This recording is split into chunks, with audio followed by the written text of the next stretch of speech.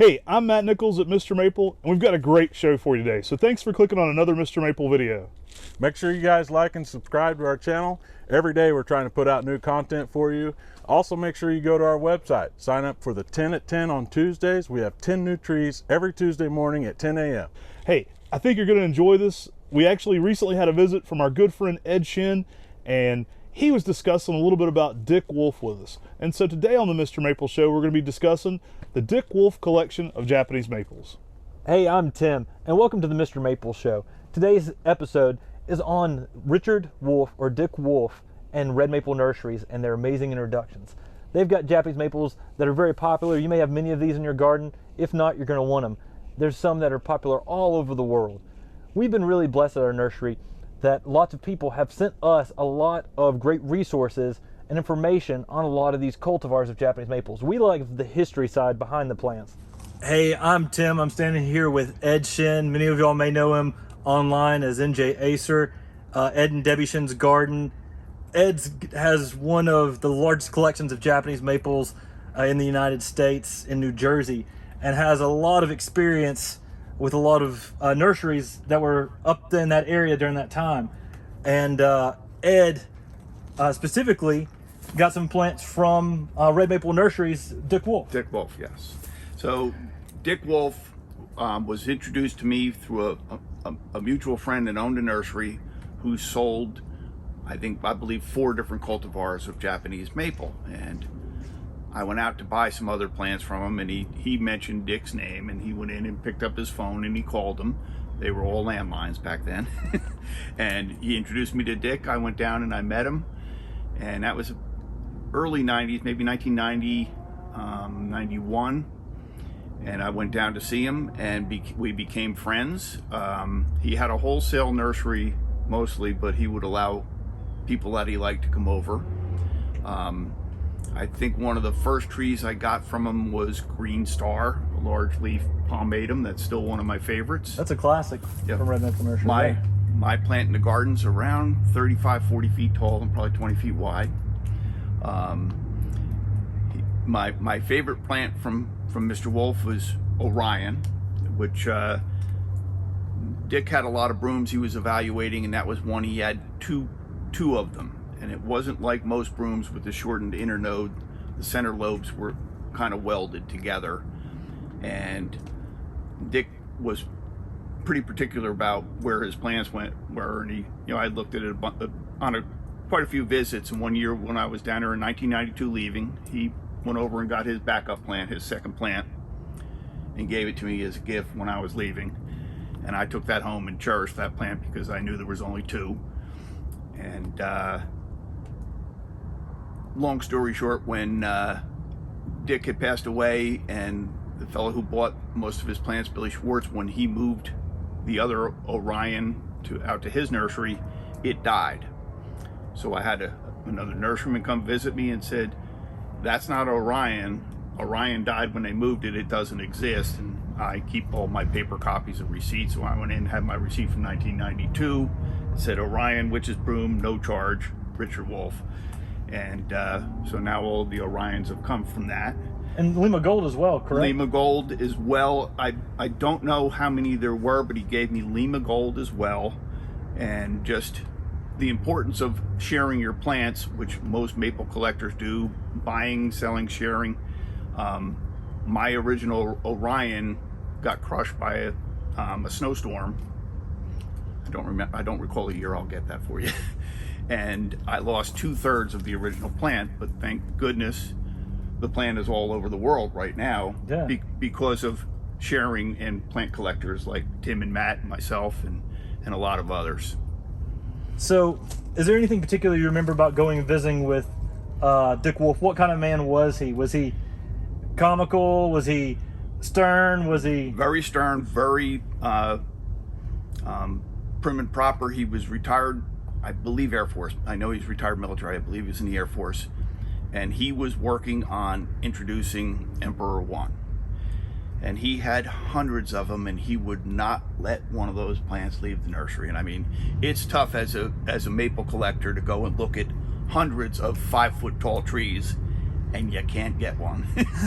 And again, on one of my visits, I think my brother Joseph was with me as well. He gave us 3 5-gallons and said, "Here, take these home." And it was probably over a 4 or 5 year period I had been looking at the plants, and the most important thing was you weren't forceful about it. You were friends. And and one day we were visiting, and he said, "Here, take these home." So my Emperor Ones are, again, they're 25 feet tall. A lot of these plants, I've been doing this 39 years now. So a lot of these plants have got some age to them now. Dick Wolfe introduced so many amazing plants, from Emperor One, Moonfire, Green Mist, Green Star, Orion, Lima Gold. Was Lima Gold a name that he'd put on it? Yes. Okay. And I always pronounce it Lima Gold, but it's Lima. That's the Pennsylvania pronunciation of it. So from Lima, Pennsylvania, where part of his nursery was, correct? Yes, and that's correct. The other one that's very interesting that you didn't mention was Edgewood. That is a great plant. So Mr. Wolfe found that plant in a cemetery by his house, and he was very good with identifying his cultivars, and he kept seeing it, and he knew that it was different than any plant he had ever seen, and he couldn't see a graft mark on it. And he gave me again one of those as a gift, and I had mistakenly planted it in a little shade, and it was a greenish plant with a little red in it, not realizing that when I moved it out to a sunny location, it had the golden tips in the spring. Yeah. And I had it probably 5 years and never saw it, and the plant has actually been offered as Edgewood Golden because of the gold tips. But on his plant list, even though it's handwritten from the early 90s, he listed as Edgewood. Yeah, and I think that one came from a cemetery? Yeah, cemetery. Leaving his nursery, heading towards Longwood Gardens. I don't know the name of the cemetery, but I'll try to find that for you. It's always amazing sort of hearing the backstory behind Dick Wolfe, and someone who has had a lot of experience with the plants and with these nurserymen who are integral in making Japanese maples popular in America. And at some point we'll go and visit Ed, because Ed is actually one of those people who's made maples integral in America as well, from sharing with nurserymen and everyone and everything you've done with your garden. So at some point we're going to have to do a visit to your garden, because I think a lot of people would love to see the amazingness at your garden. Every time I go, my jaw just drops, and I can't believe all the trees that I see. Well, the garden contains about 1,000 Japanese maples. I would estimate that probably 650 to 700 are in the ground, and I have many maples in containers. What I'm working on now is trying to maintain and properly prune 30-year-old maples, because even though maples are small trees, there are many that can get a little bigger, and I'm removing canopy so I can grow more, because I'm at a point where I can't fit much more in until I come visit these guys. Well, Ed, I appreciate your time. We appreciate everybody for watching, and we'll see if we can't plan something for the spring or summer, or for a possible garden visit to sort of show people everything that's going on up there at your garden. That sounds great, Tim. You're always welcome. All right. Thanks, Ed. Thank you. Matt, you want to talk a little bit about? Yeah, we've been so blessed to accumulate that information. Really appreciate Ed and all his wealth of information. With Dick Wolfe's collection here, there's so many. It's like almost like classic cars. It's like classic maples with this one, right? If you're into Japanese maples, these are some of the classics you've definitely been familiar with. Some of these you may not know as well. But we're going to talk a little bit about Dick Wolfe's collection and some of the ones we think are really interesting. We may even do a part 2 to this video as well. Yeah, and so if you've got a lot of information that old catalogs from old nurseries and stuff, if you're ever throwing those away, mail them to us. Right. We love that information, especially on Japanese maples. We're some of those tree geeks that I went on eBay and bought old ads from Bloodgood Nurseries from the early 1900s that were clippings from newspapers, just because we enjoy that history behind the plants. and we had a box arrive. We may do a whole thing on a lot of the stuff that we got from the guy who moved into J.D. Vertree's home. And so we've even got J.D. Vertree's blue book that has his entire cultivar list. Yeah, that was really cool. Yeah, and so we love the history behind these plants, and a lot of these old nursery catalogs have a lot of fun and exciting information.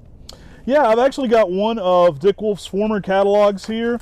I believe this is his Summer 93, Spring 94 catalog. We actually have a few of his catalogs. This one came, Talon Buckholt sent us a lot of information, and we just feel so blessed when someone like that entrusts us with this kind of information. It's like they've passed this to us, and it really just feels cool to be entrusted with it.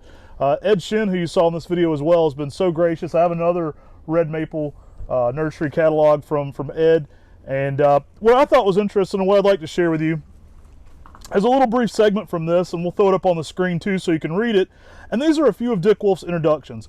It basically says research and development by Richard and Carolyn Wolfe since 1969. This work has produced a number of new, useful commercial trees. We are justifiably proud of this work. Over the years, the following cultivars have been introduced to the trade by Dick Wolfe. So just a few of these you've definitely heard of, but Emperor One, Red Dragon, Chantilly Lace, Tiny Leaf, China Doll. I don't think I know that one. So if you know anything about China Doll or you have that cultivar, let us know. We're on the hunt for that. We'd love to get some cuttings. Mini Mondo, Red Stratus, Calico, another classic. Meekums. I don't believe I know Meekums. Never heard of that one. So yeah, if you know anything about that one, let us know as well. Moonfire, Green Mist, Red Devil. I don't know anything about Red Devil. Sounds like a fun one. Yeah. Interesting. Green Star we've offered here several times. Red Baron, Aspen Green. Not familiar with that one. Tiny Tim, Gossamer, Shayna, Killarney, Lemon Chiffon, Cherokee. Never don't know heard that one. That's cool. Red Spider, Tattoo, Swain, which I'm unfamiliar with, Masquerade, and I know Golden Glow. So just a fun listing there. This is, probably one of his final catalogs here, being it's 1994. I'm not sure how much longer he was doing this after this, but and we know some of these were introductions, like Shayna and Gossamer were introductions when he was working with Billy Schwartz, who's sort of his apprentice. But we're always looking for more information on things like this. So if you watch this and you ever think like, oh, my dad has some old nursery catalogs that I'm going to throw out, hey, we're interested in this kind of stuff. We love the history of this. We actually track this stuff down and catalog it. Maybe one day we'll do a deep dive, because we're such big geeks, at our little Mr. Maple library, where we've amassed a small collection of older maple catalogs, one-of-one books, handmade books from Japan, just weird stuff like that tree geeks are into, and really cool books we've been gifted from friends who are into Japanese maples as well. So definitely hope you enjoyed that. But if you know anything about those cultivars, reach out to us as well. So we're going to start out here with a Japanese maple that you're probably familiar with, and that's Emperor One. You may have seen this tree listed as Red Emperor, but Emperor One is actually the correct original name on this tree. It's a beautiful upright red that is, I think, quintessential. It's like when we said waterfall, you can't talk about green lace leaves without talking about waterfall. Well, you can't talk about red uprights or the Dick Wolfe collection without bringing up Emperor One. Yeah, Emperor One is one that's extremely heat tolerant. It's a larger growing tree, very similar to like a bloodgood type, but it leaves out 2 weeks later, which avoids later threats of frost, which makes it an excellent tree for those colder climates and colder zones. We've also found this to be a tree that holds its color exceptionally well into the summer. And so that deep, deep maroon color holds it very late into the summer, and again, on a faster growing, upright, red Japanese maple. Yeah, you're typically going to get over a foot of growth a year. That's even being conservative on this one. A great grower, for sure. It's one of our most heat tolerant trees too. This is one that can go in full sun up to zone 8. Zones often, if you've heard me say, are rated on how cold they are, but they're a good generalization for zone hardiness for maples. Putting that example on there, especially for the East Coast. So this is one that typically on the East Coast can handle full sun up to zone 8. California may even be able to handle it in some extreme zones like zone 10. So it varies a little bit there. But for the East Coast, that's a great way to judge this one.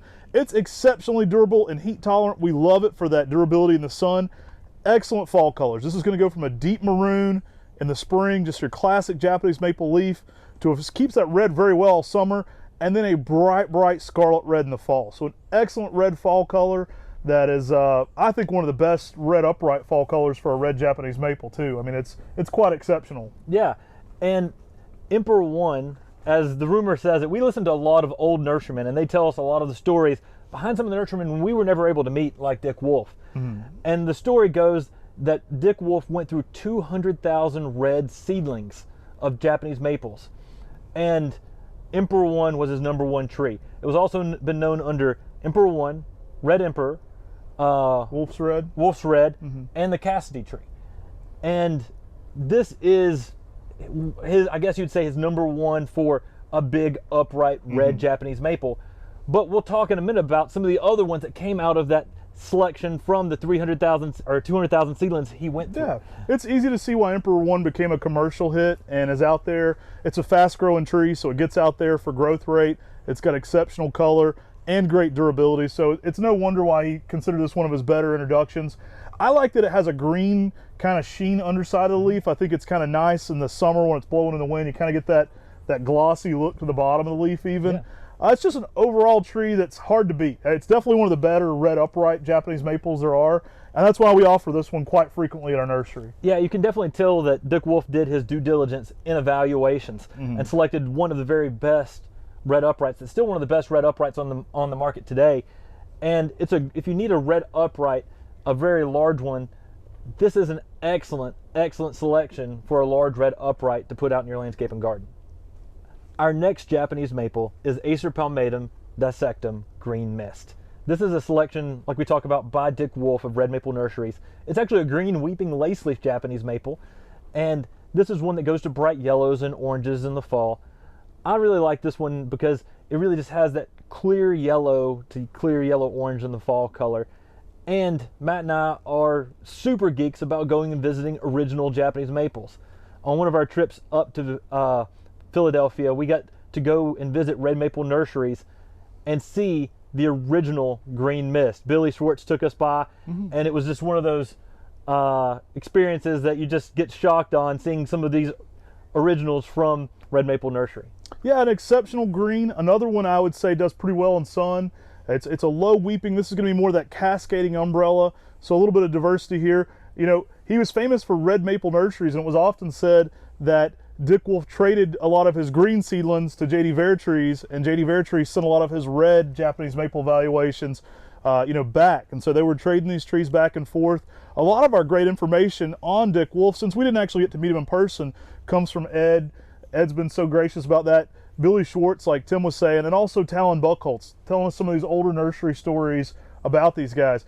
And green mist is an exceptional green lace leaf. It's going to have, really nice chartreuse green foliage and exceptional yellow fall color as well. It's a great candidate for the container garden or the ground. It's going to do fine in either, and it's going to make more of that kind of just low cascading umbrella overall, and contrast pretty well with some of his other selections. I think you get a good job diversifying the collection a good bit. Yeah, if you look through his collection, you can see that he selected some uprights, but of different sizes, and then weepers of reds and greens, and then dwarf selections. Yeah. So he was really looking for that full spectrum of having that complete collection coming from Red Maple Nursery. This is really at the forefront of when people were deciding what a cultivar is in America. I mean, it certainly had been the case, I would say, more popularized, in Europe and in Japan already. People had cultivars of Japanese maples, but that terminology and that understanding of what that meant was starting to get popular in America, and people were starting to understand the differences between a grafted production tree and a seedling. And I think Dick Wolfe was forefront in getting some new varieties and getting them out there, but also quality good selections.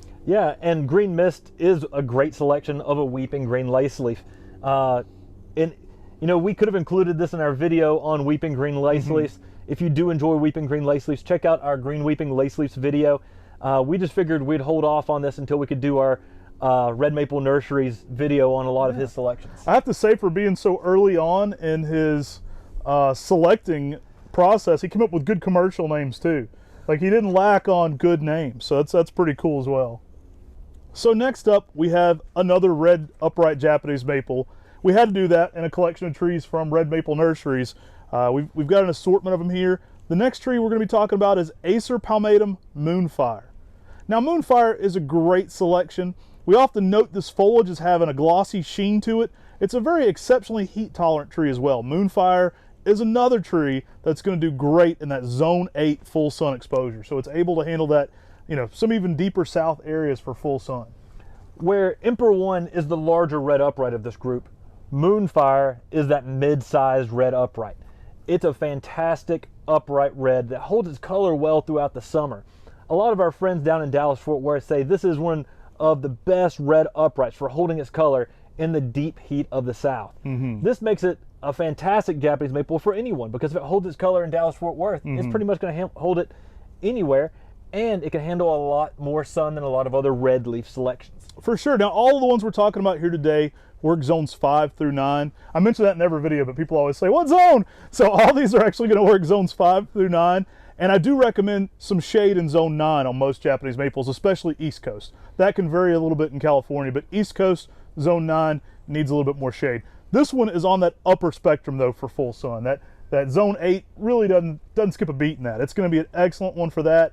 And just some exceptional color patterns. That, again, as we mentioned, this tree is going to be a very bright, picked up red, and it holds that throughout the spring and summer. It's going to hold that color very, very well. And then it goes to a really, really bold red in the fall. So you get kind of that fire engine red to it in the fall. Yeah, for a good mid-sized Japanese maple, a lot of people are looking in that smaller landscape. Moonfire is an awesome selection for that smaller yard, because you know it's going to make that nice mid-sized upright rather than a much larger tree. If you've got space, Emperor One's going to make a beautiful plant. But if you're looking for a smaller mid-sized tree, the Moonfire is a little bit slightly slower grower, but still gives you those large red leaves, still holds its color real well throughout the summer, and it's just a beautiful tree, giving that red color in typically a green landscape. Next up, we have a Japanese maple that was introduced after the list that we talked about. So this is one that didn't make it to that list we were reading off earlier. This is Acer palmatum Lima Gold. We really like this because this is a really tight, small, dwarf Japanese maple with green foliage. Yeah, we had to throw this one into any video where we talk to Ed Shin, because all Lima Gold come from Ed Shin's garden. So Lima Gold, the original plant, was gifted or bought by Ed from Dick Wolfe. So it came from Dick Wolfe's nursery. The very first and only one is there in Ed's garden, and so all grafts that were ever made off that were made off Ed's tree. And it's an excellent introduction. Tim often likes to include this in that Makawa family for its tight layering and real dense foliage. It's kind of underappreciated in that category. It's got very small foliage, so it would be quite an excellent selection for bonsai because of that smaller overall foliage. If you love this tree, definitely check out our full video. We actually did a full video on Lima Gold before, and we might talk a little bit about more in that video, but an exceptional introduction. I think one I'm really glad it made it back out into the trade, because it could have been lost completely. We're talking the same habit, the same density of Makawa Yatsubusa, but with small leaves. And so it's often overlooked because it doesn't have that large leaf like Makawa Yatsubusa does as being part of the Makawa family. But the branch structures, the tightness of growth, and the growth habits are just like Makawa Yatsubusa.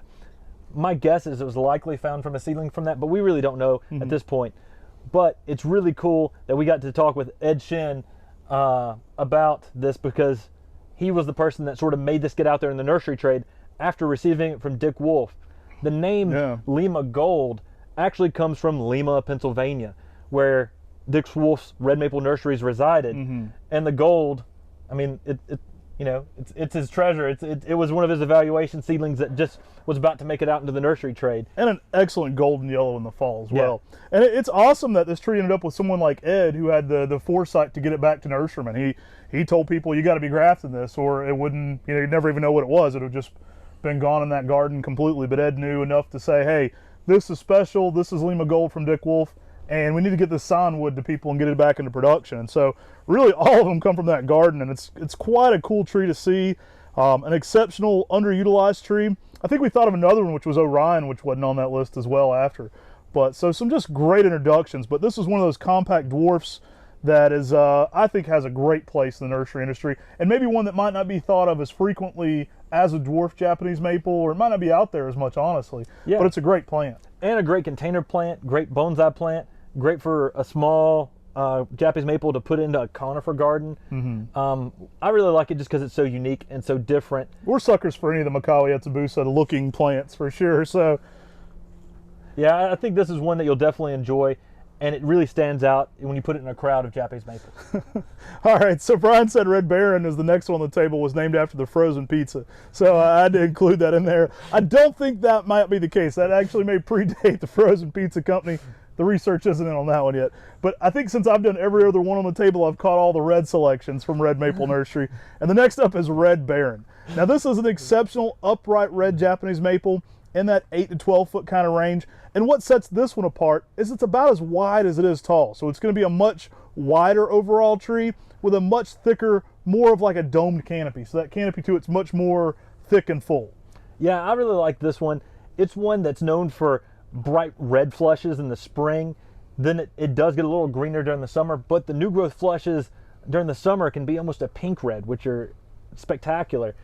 And because it does green up a little bit in the summer, often those plants will give you exceptional fall color, and Red Baron definitely does that with a bright scarlet red to crimson red fall color on a nice upright tree that definitely is more multi-stemmed as it starts getting up higher and gets a lot more branches to it. So it, like Matt's talking about, it's a lot wider than a lot of other red uprights in that similar height for sure. So I like Red Baron because it's very multi-stemmed. It typically has, you know, that multi-stemmed overall look to it. There's an exceptional one of these at the J.C. Ralston. You can kind of get that essence of what it looks like with that full kind of rounded canopy to it. It's a really good overall plant. You know, the more I think about it time frame wise, and I'm guessing here, but it probably came from the Snoopy song where Snoopy's fighting the Red Baron. That'd be about the right time period for this one. Probably better than the pizzas, just a guess. But like Matt's talking about, it is very multi-stemmed. Now these are all grafted plants, so you're going to get one trunk coming out of the ground, but this one will often form multiple branches coming up right after that, and then giving that very Japanese traditional feel with that more multi-stemmed habit. It's definitely a great canopy. That's one of the things I like about this one. You know, if you're looking to block something out with a Japanese maple, it's going to have a little bit wider stance to it, so it kind of blocks out areas a little bit better. It's a little bit more fuller of an overall canopy too. So in this part, we add a round table discussion here to our square table, and today we're going to be discussing the Dick Wolfe collection, you know, from Red Maple Nurseries there, and just kind of these classics here. I think all these are classic Japanese maples. Now, I definitely could ask you what your favorite is, and it might be the same, and it's an easy answer, honestly. This is an easy one, but which one do you consider the most classic? The most classic Japanese maple? It's got to be the Emperor One. I mean, that was a no-brainer. That's in a lot of people's gardens all across the United States. All across the world, yeah. It's probably the biggest commercial hit of the group. Yeah, it's definitely the biggest hit. And you understand why Ed talked about it being so secretive and so he was so protective over it in the beginning, is because it's such an exceptional tree that he wanted to make sure that he was the one that got to release it and got to evaluate it, make sure it was exactly what he wanted before it went out there. What's your favorite from the group? Oh, I'm going to steal yours since you let me ask first. I'm definitely going to go with Lima Gold. It could easily be Emperor One, honestly. Like, Emperor One is exactly what you want and what it is. Like, it's exactly what you want it to be. At Lima Gold, I'm a sucker for any of the Makawa types, so I got to pick that one for me. I'm always going to pick the Makawa styles. It's a fun one. I love the history of it. I love that it was in Ed's garden and it got back out there. It's the collector choice. Yeah, it's the collector choice. We're collectors. Yeah, I love the small foliage. I think that's really why it belongs in that Makawa collection of plants. We call it the Makawa family collection. You can actually sort it on Mr. Maple and go straight to that if you want to look at, you know, Makawa collection styles. There's a filter option there for you. I think we just call it Makawa family collection, but I think that's an exceptional one and adds a lot to that family as well. You know, you could do a Makawa family collection and it would be on that list as well. Or, you know, just like we're doing here, the Dick Wolfe collection. I think there's a reason why it's cool.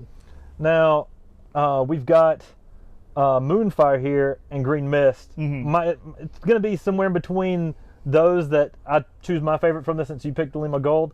Since I picked Lima Gold. You picked the same one, Tim. Moonfire is the shorter Emperor One, so it fits in smaller places. I mean, that's essentially what it is. It's a shorter Emperor One that holds its color real well throughout the season. But I'm probably going to lean toward Green Mist just because seeing the original is it always gets you your heart racing, and those memories of seeing some of those cool plants that people introduced years and years ago and seeing the very first one. It really does something to you, and I'm going with the Green Mist just because of that memory of seeing the original Green Mist. I think I was working that weekend. I didn't get to go. You got to go up with Billy and go through some of Dick Wolfe's collections. Yeah. What was seeing that garden like? I know it's an older garden for Japanese maples. It was really shocking because Billy's walking me around and he's like, over here is where we found gossamer as a chance seedling from Aconitofolium. There's definitely some overlap because Billy was Dick's apprentice. So they worked together on a lot of these. So maybe we'll get to interview Billy Schwartz on our upcoming podcast or something too. So we may try to set something like that up, because he could talk about brooms. He could talk about Dick Wolfe. He could talk about Rare Flora Nursery. He definitely could talk about some of the introductions. He walked me around the original nursery, and he's like, over here is where we found this original broom here. And, you know, I walked past it 50 times and never spotted it. Right. He's a witch's broom connoisseur, so he sees them everywhere. I always enjoy my trips to visit Billy. He's just such a fun character. Yeah. And, man, he's just a lively guy. We all get geeky and excited, and just our kids in a candy store walking around talking about these. And he's equally excited talking about trees that he's known for 40 years. So I was trying to think about other plants that weren't on that list that Dick Wolfe introduced, though. Edgewood. For That's sure, one that Ed mentioned in the video. That's an amazing plant. Orion, for sure. That was one we brought up. Tiny Tim, was that on the list? I believe it was, yeah. And there will be some overlap with a few of those with possible Billies, just because they were working together at the time. Yeah, and then Billy later started Green Mansion Nurseries. Yeah. Which is their own bunch of introductions too, so he'd probably claim some of the same ones because they were working together. Yeah. But it's such an assortment of plants that are so unique and different. Obviously, we got a lot of red maples because he went through so many red uprights. You're seeing with Emperor One, Moonfire, Red Baron. And I had always heard it that way, that J.D. Vertrees was sending him mostly red selections, and he was sending J.D. Vertrees mostly green selections, while they were giving each other notes on cultivar introductions. I mean, this stuff was going on early, and they were kind of trading back and forth and talking about, what do you think the merits of this one are, and is it worthy of introduction, things like that. So there's some really cool notes. We actually have some of those kind of things in our collection from J.D. Vertrees that have some of those early notes and documentations of what they thought about some of these. So it kind of a fun, you can get as geeky as you want with us on some of that stuff. We like to read all that stuff and then look at the notes and talk about it. So Japanese maples are so unique and different, and it's kind of awesome to see what some of the pioneers were looking for on Japanese maples and what they were selecting for. And he knew that Makawi Atabusa was an introduction, and yet he found Lima Gold that had that super small foliage and was clearly distinguishable, so much so most people don't even look at it like a Makawi Atabusa because it's such small foliage. Yeah, and I think if you like this deep dive geeky stuff, we're definitely going to dive into that more in our podcast, and maybe even get into some projects Tim and I were working on. There was a possible book about some history of Japanese maple stuff we were working on, and a lot of this geeky or deep dive stuff. We definitely love the history of Japanese maples. My degree, before I got into plants, is actually in history, and so we like to approach it from that background. You know, the stories behind the people, the stories about the people are a lot of the plant story too. So I get a deeper sense of understanding and appreciation for a plant when I get to go see it, like you did with Green Mist and Billy Schwartz. Like it has that emotional connection to you then when you know the people about it. And I never met Dick Wolfe in person, but knowing a little bit about his nursery and his story and the collection of different plants he was introducing, I think it brings something to the overall story, and it's stuff that we need to preserve and keep out there. That's why Tim and I, whenever we can, we get with older nurserymen and women and we just say, hey, tell us about this, and did you know this person, and tell us about this. What's your favorite tree and why, and tell us more about this introduction. There's so many stories we could dig into about Dick Wolfe. There's so many stories we can start digging into a lot of these older nurserymen. I think you'll really enjoy some of the stories that we've heard of things that'll just blow people's minds. So if you're interested in this collection style approach, this is the first one we've done on a specific breeder, if you will. So this one's on the specific nursery, Dick Wolfe collection. If that's something you enjoy, let us know, because we may do more of those personal collections.